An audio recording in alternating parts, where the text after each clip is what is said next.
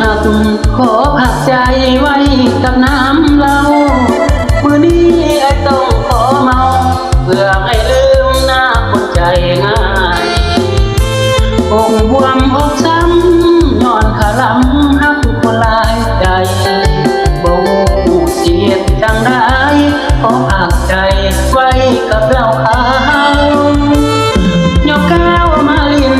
คือลงไปให้ลืมหญิงคนนั้นเลิกคิดเลิกไปผูกพัน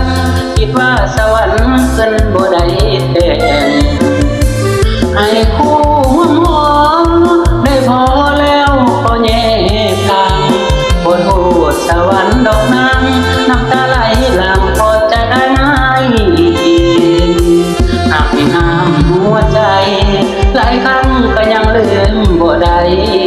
จึงเอาน้ำเหล้าใสๆมาล้างใจให้ลืมความหลังคงหักเทื่อนี้ย้อนใจนานหลายทางบ่หักมาตัวเฮ็ดหยัง